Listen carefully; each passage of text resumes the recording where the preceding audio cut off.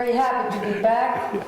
We're now on 59th Street. We're here at the theater, a very special company, people that I truly look up to. Mississippi Mud Productions, Sharon Tate, In Heaven, a love story directed by Pendleton, and with my wonderful Jan Danby here, doing the work, almost 2 hours of work, exquisite work.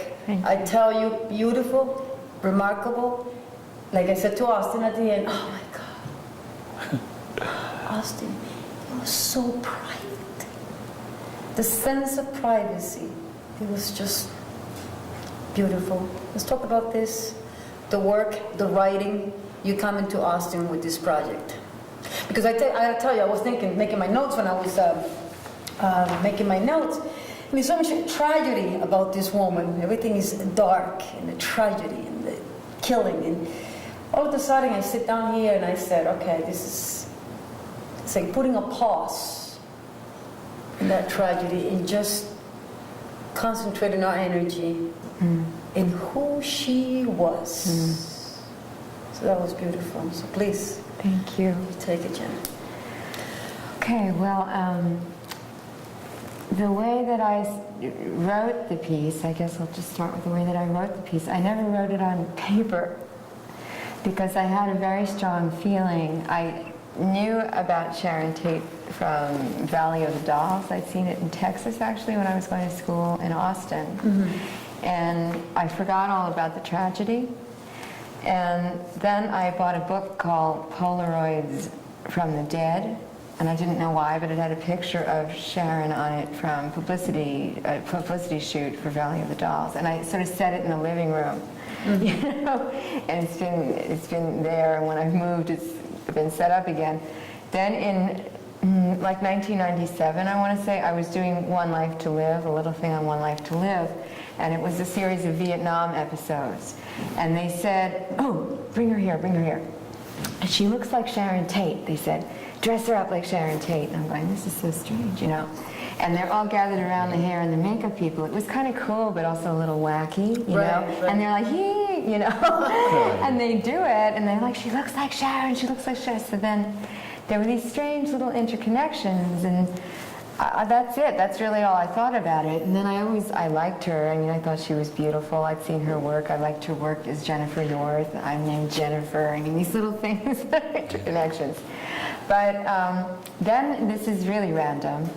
It's like last spring or something, and you know Captain America. We like Captain America. I love Captain America. Love it. I know. I love it. Well, yeah. Wet dreams. Well, yeah. So his girlfriend, I was looking at some old comics, and this girlfriend named Sharon Carter, you know, who, when he came back out of the ice, I like Barbie and I like Captain America. Well, yeah. You know, anyway, when he came back out of the ice, the 45-year-old girlfriend he had now was not going to work because he was still him, you know. So when they brought the comic back in the 60s, they got this character named Sharon, and I was looking at her going, she looks just like Sharon Tate, her hair, everything, the vibe, you know. And so then that was in my head. And all of a sudden I got this idea in my head. I was watching one of her films, and I was saying, you know, she'd be really interesting to do. But is this crazy? And I emailed Austin, is it crazy because of the whole Charles Manson thing, you know? Right. And I sent Austin an email, I feel really drawn to her, but is this crazy? I had been talking about Elizabeth Taylor, but I don't think it's time yet. Like, I'll do an Elizabeth Taylor show, and my mother had given me a book on Liz, and I just felt like I want to, but not yet. And then I was sort of just in that space of, I love doing the Marilyn show, and all of a sudden she came really strongly to me. That's how I feel it came to me. So I wrote Austin, and he said, great, sure, try. So at his acting studio practice class at HP Studio, which is like this professional acting class, you go in and you do work just to keep in shape, you know, all the stuff we get. The athlete of the heart and emotional athlete stuff. I just said I'm going to start bringing in pieces. And the way I was doing it was I was watching interviews of Sharon and films. There are 6 films, and they're all on. You can get them all on YouTube. Right. Finding things online, which is surprising how carefully they've been documented and preserved about her. There's not a ton of things, but the preservation of the things about her by very dedicated fans and people who are invested in her is out there. So I just started getting hits on it. And I'd go in, it was very sensory. I'd take something from something I'd read that struck me a moment, like the desert story, it's Right. 110 That was degrees. so right, Austin. Yeah. I was like, I felt, And right? And I'd go outside in the sun or something, or I'd go over here, and something would come together to bring in a little section. And in the beginning, they were those memories that had a little arc that connected to the tragic day, either by like the circumstances of place or something. And that was the little way they began. Then it started to shift a little bit, and once Austin said, what's the connection to Catherine Deneuve? Is there like a shared trauma connection? Because I'd mentioned Catherine, and I looked her up, and this whole thing about her sister, that Roman had directed her sister in Cul-de-sac, and this tragic thing happened. So like then I brought in a piece about that. I brought in a few experimental pieces about Christopher Jones, and about so you wrote Charlie. it in segments then? Segments, almost like little filmic, visual, sensory segments. Things in my head I was like seeing.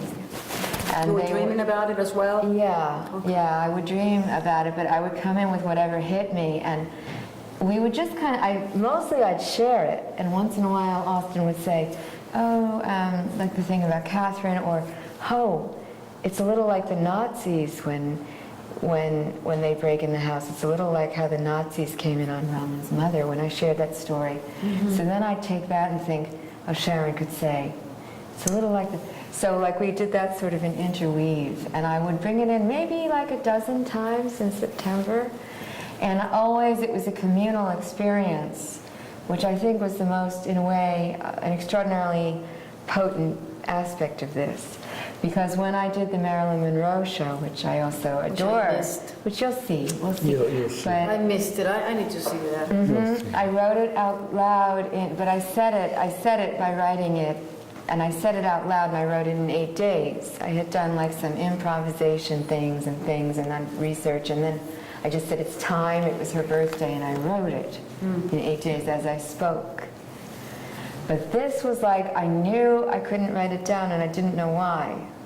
I realize now, and this is just a feeling, you know, that I think because of what happened to Sharon, I didn't want it outside of my body.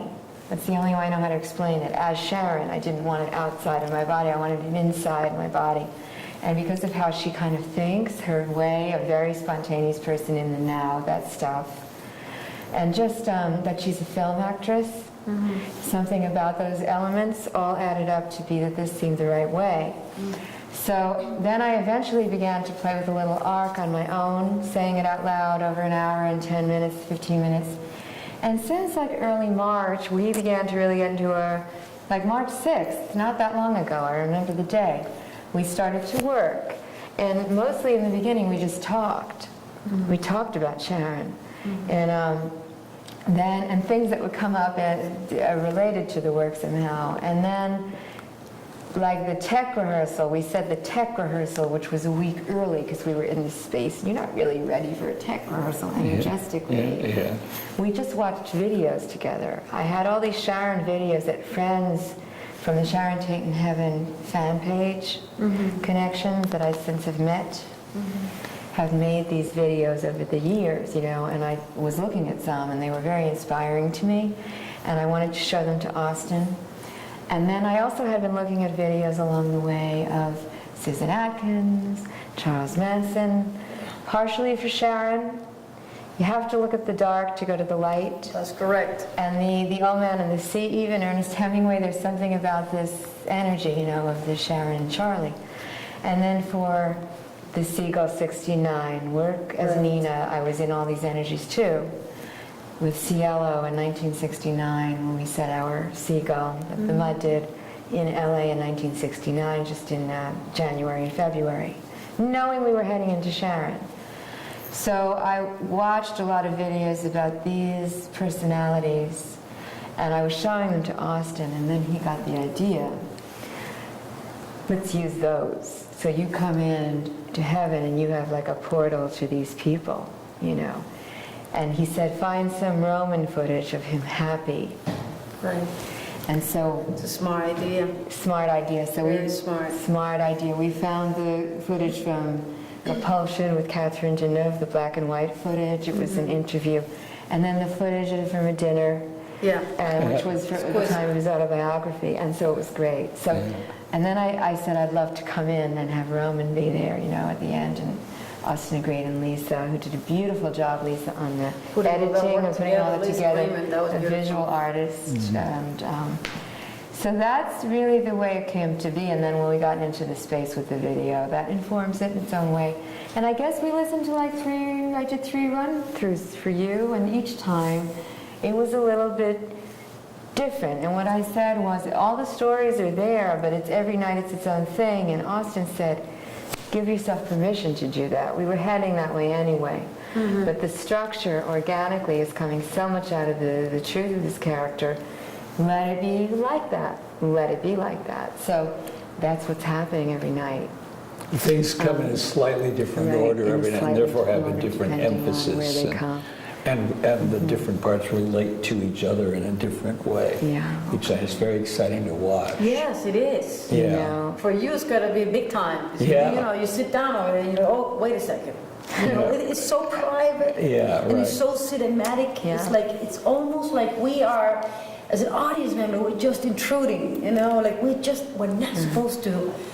You know, when you see exquisite behavior, Austin Pendleton, you know what I'm talking about. When you see great work, and you are like, yeah, this is, you. forget about acting. You just jump in. thank you. And you all help here in this room because it looks like it's heaven, but it's like I said, it's like a TV interview in heaven. That's just what I feel, and now you're here. Right. We then set it up. Austin put this chair here, an interview, and we set up just this room, so it kind of had the vibe of that situation. Yeah, extremely Yeah, please, thank you. private and I'm glad. organic and present. Oh, and, I'm glad. and it keeps you going because I tell you, there's a lot of talking there.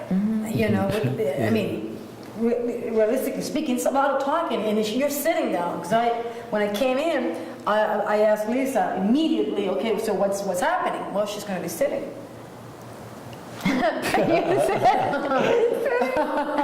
I said, okay. Yeah, right. All right, because we need to know in terms of the blocking, we need to know what's going on. You wanted to see the Malibu stuff on the trampoline and the skydiving. That's why.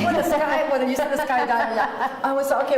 No, she's going to be sitting. I said, okay, all right, okay. So this is going to be a hell of a ride, right? Because you're sitting down, and this is, you know, Sharon Tate, and she's going to be sitting for almost 2 hours. And I tell you, it was so smooth, and it was like really listening to a very private conversation. And then when you came to the end, like it's disturbing. It's disturbing to see the videos on YouTube. It's disturbing to see Charles Manson's words, because he's a killer and a monster, but he's sharp.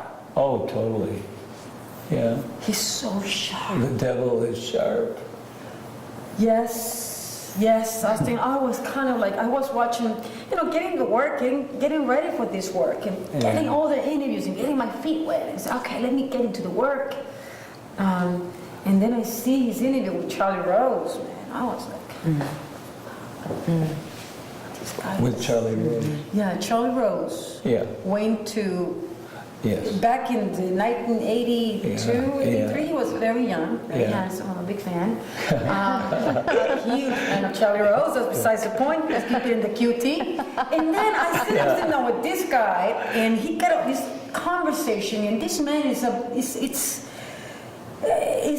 such a powerful moment, Austin, that it can easily be done as a play. Yeah. When I saw that interview, I wrote it on Facebook and I said it. I saw that. This is Beautiful. a play. His conversation with Charlie Rose. Yeah. In all the stages that he goes through, and how I even made note of the stuff that he says, like there's no slack on my act, in my act. He keeps saying that there's no slack. I commit no crimes. I haven't done anything.